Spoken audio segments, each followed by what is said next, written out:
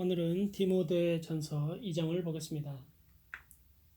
2장은 기도에 대한 가르침과 여자들의 처신에 대해 특별히 다루고 있습니다. 바울이 이제 그의 동역자, 돕는 사람 디모데에게 쓴 편지 글입니다.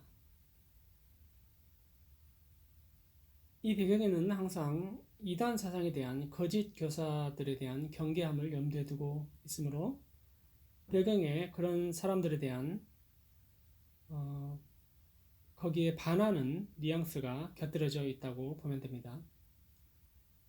진리 가운데 거한다는 것은 어쩌면 영적인 싸움이고 또 세상에서 한 사회의 시민으로서 살면서 그리스도인으로 산다는 것은 늘 기도 가운데 있어야 한다는 것을 이제 바울은 가르쳐주고 있습니다. 기도를 어떻게 할 것인가, 무슨 기도를 할 것인가 중요한 질문이 아닐 수 없습니다.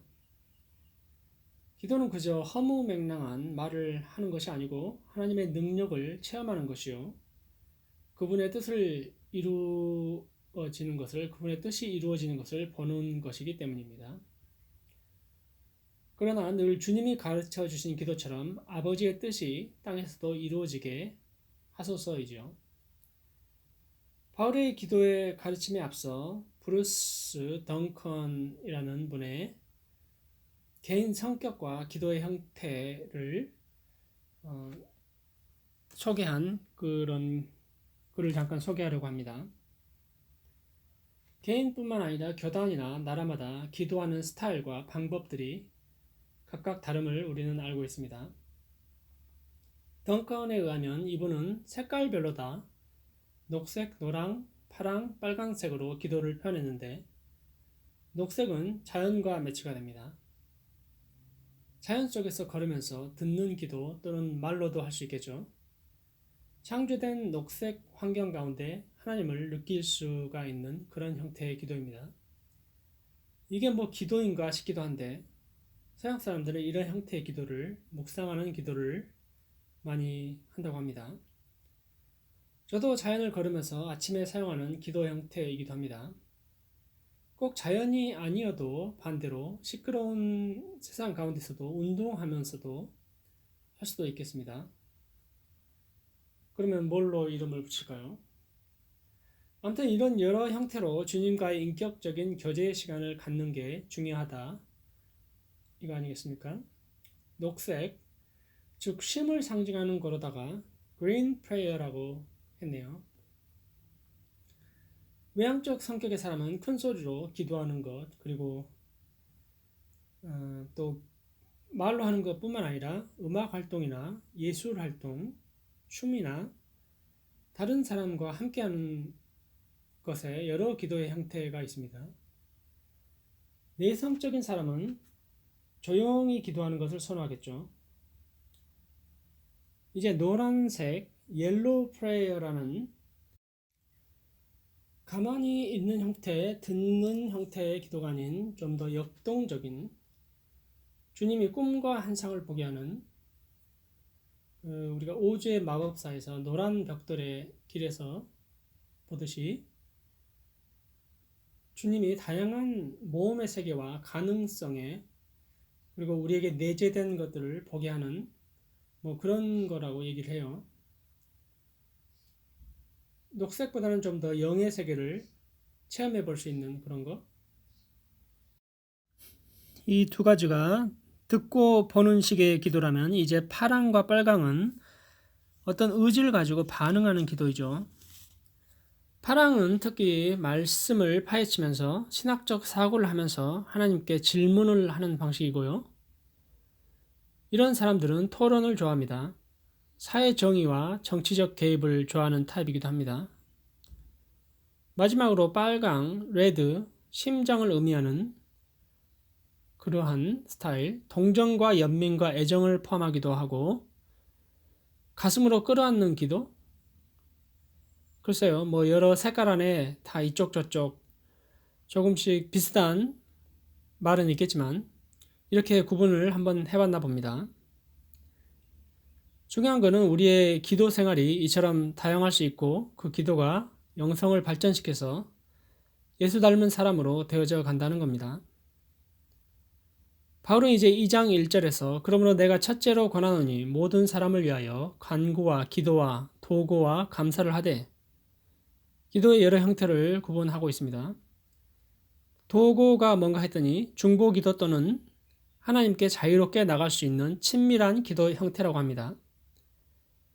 2절에 특별히 임금들과 높은 지위에 있는 사람들을 위하여 하라. 왜냐하면 경건과 단정함으로 고요하고 평안한 생활을 하려 함이라. 대표 기도할 때도 항상 나라와 민족, 높이 있는 직분의 사람들 정책을 잘 펼 수 있도록 하는 게 평안한 생활을 잘 하기 위함이다. 그리고 또 필요하다면 파란 기도, 블루 프레이를 하면서 개입도 해야 마땅하죠. 이번에 교계가 연합해서 정부 축하 잘 얘기한 것도 아주 의미가 있다고 봅니다. 기독교는 세상에서 살면서 그 시대의 거짓 교사들처럼 숨어서 비밀리에 일을 하는 게 아닌 세상과 함께 그 가운데 세상의 질서에도 호응을 하면서 지내려고 하는 것을 볼 수 있습니다. 이 세상도 결국 하나님이 움직이는 거니까요. 그래서 3절에 이것이 우리 구주 하나님 앞에 선하고 받으실 만한 것이니 하나님은 모든 사람이 구원을 받으며 진리를 아는 데 이르기를 원하시느니라. 아버지의 마음이죠. 저도 같은 생각입니다. 아무리 악한 악인이라 할지라도 몰라서 그렇지 사단에게 속고 있어서 그런 거지 얼마나 불쌍히 여겨야 할 대상입니까? 예수님이 십자가에서 그러셨잖아요. 저들을 용서하소서 몰라서 그럽니다. 사람이 된 주님께서 얼마나 사람들의 심정과 심성과 연약함을 모두 체유를 하셨으니 그러기에 가능한 발언입니다. 그러나 안타깝게도 모든 사람이 구원을 얻지는 못하죠. 선택받은 사람, 주님께 반응하는 사람에 국한되어집니다.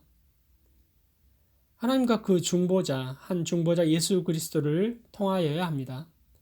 6절에 그가 모든 사람을 위하여 자기를 대속물로 주셨으니 기약이 이르러 주신 증거니라.